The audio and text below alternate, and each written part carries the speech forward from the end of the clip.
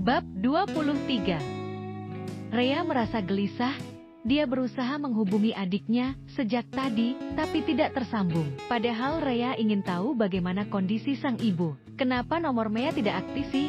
Bagaimana kondisi ibu sekarang? Rea masih mondar-mandir tidak jelas di dalam kamarnya. Apa aku minta izin sama Tuan Ken buat jenguk ibu ya? Tercetus ide seperti itu dan akhirnya Rea memantapkan dirinya menemui Tuan Ken yang Rea pikir mungkin belum tidur. Perlahan Rea membuka pintu kamarnya dan berjalan perlahan ke arah kamar Tuan Kenzo yang berada di tengah-tengah. Rea berdehem sebentar untuk menetralkan detak jantungnya yang tiba-tiba berdegup kencang. Mudah-mudahan Tuan Kenzo tidak marah. Rea mengangkat tangannya untuk mengetuk pintu kamar Tuan Ken. Akhirnya pintu itu terketuk 2 kali sebelum Rea memanggil sang empunya kamar. "Tuan, maaf sebelumnya, saya ingin bicara pada Tuan," ucap Rea sedikit keras agar didengar oleh Kenzo.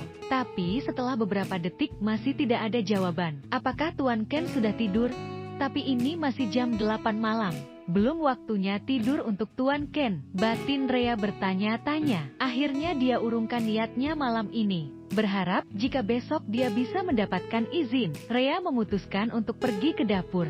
Dia akan membuat kopi untuk menghilangkan rasa gelisah di hatinya karena tidak bisa menghubungi sang adik. Padahal Rea benar-benar ingin tahu bagaimana kondisi ibunya saat ini. Tadi aku lihat Tuan Ken pergi keluar dan dijemput seorang wanita. Aku baru lihat wanita itu, cantik banget. Jangan keras-keras. Bukankah sudah dibilang jangan pernah membicarakan majikan kita, meskipun tidak ada. Lihat tuh di atas banyak CCTV dan juga alat penyadap yang terjun langsung dengan komputer Tuan Ken.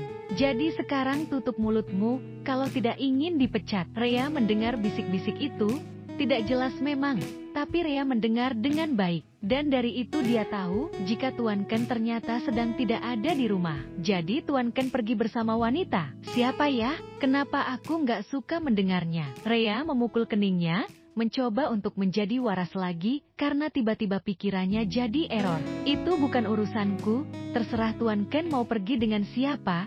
Kenapa aku jadi mikir gitu sih? Akhirnya Rea tidak jadi ambil minum, dan lebih memilih untuk masuk ke dalam kamar untuk istirahat. Daripada dia pikirkan yang enggak-enggak dan tidak patut untuk dia pikirkan. "Kenapa kau mengajakku kemari Andien? Bukankah kau mengatakan jika kita akan bertemu dengan temanmu yang akan bekerja sama denganku?" ujar Kenzo menatap wanita di depannya ini dengan tatapan tajam. Tangannya sudah mengepal erat hingga urat-urat di punggung tangan terlihat jelas menonjol. "Aku memang mengatakan begitu, dan dia ini temanku yang akan bekerja sama denganmu, Ken." Andien menunjuk seorang wanita yang kini berdiri dari duduknya. Wanita itu menyambut kedatangan Kenzo dan Andien dengan senyum ramah. "Hai, kah Anda Tuan Kenzo? Sudah lama sekali kita tidak bertemu ya. Aku harap kamu selalu sehat dan baik-baik saja," ujar wanita itu dengan tatapan sendu. Rahang Kenzo mengeras. Entah kenapa responnya seperti ini setelah melihat wanita di hadapannya ini. "Sel, duduklah dulu." Andien menyentuh lengan Kenzo dan menariknya untuk duduk di depan wanita tadi. Kenzo membuang muka, berusaha menetralkan emosi yang tiba-tiba memuncak. Dia takut jika penyakitnya kambuh saat melihat wanita di masa lalunya itu. "Apa yang ingin kau tawarkan padaku mengenai kerjasama?" tanya Kenzo yang kali ini menatap wanita yang menjadi cinta pertamanya. Wanita yang mengenalkan akan dunia kelam seperti ini. "Aku memiliki tanah di Semarang, lumayan cukup luas. Aku ingin kita menggunakan tanah itu untuk membangun pabrik. Kau bisa membangun pabrik otomotif di sana. Aku hanya menawarkan hal itu. Selebihnya terserah kau saja.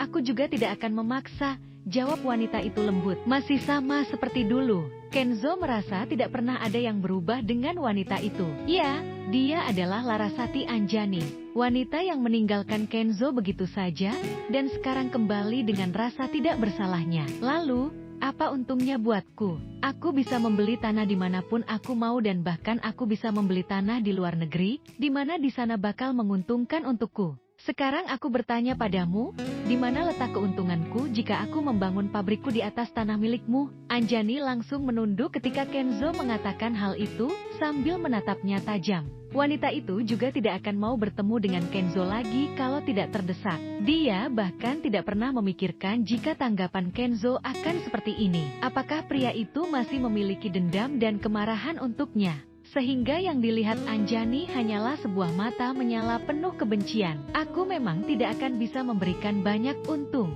tapi setidaknya dengan bekerja sama denganmu, bisa membantu keuangan keluargaku, Ken, jawab Anjani. Dia berusaha menghilangkan kegugupannya setengah mati. Dia juga takut dengan tatapan Kenzo, karena sepertinya kepergiannya dulu telah menorehkan luka di hati pria tersebut. Andien yang melihat kedua orang yang pernah bersama itu sedang bersitegang akhirnya memutuskan untuk melipir sebentar.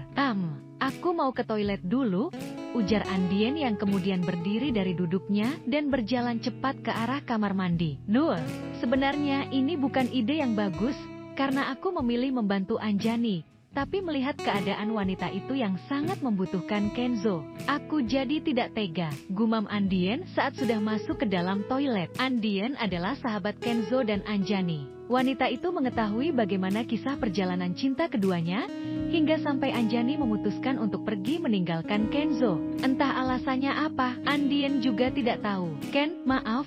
Aku tahu kau masih marah padaku. Aku memiliki alasan kenapa waktu itu aku pergi dan tidak berpamitan padamu. Dan sekarang aku datang dengan tidak tahu diri dan meminta tolong padamu, ujar Anjani menunduk. Tiba-tiba matanya menetes.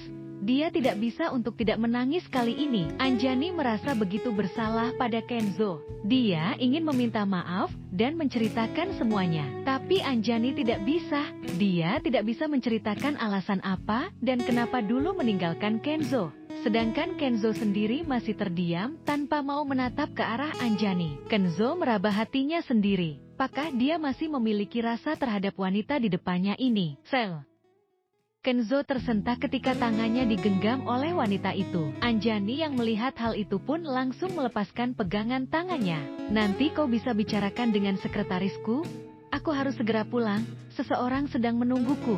Kenzo langsung berdiri dan berjalan keluar dari restoran itu. Pria itu mengambil nafas dalam-dalam untuk mengisi paru-parunya yang sejak tadi terasa sesak. Kenzo menghubungi sopirnya untuk datang ke tempat itu beberapa menit yang lalu, saat dia masih duduk di dalam restoran. Tiba-tiba tangannya bergetar. Ini yang Kenzo takutkan. Dia tremor lagi. Kenzo berusaha menguasai dirinya sendiri. Berbagai cara Kenzo lakukan agar dia tetap sadar, sampai akhirnya mobil Kenzo datang untuk menjemputnya.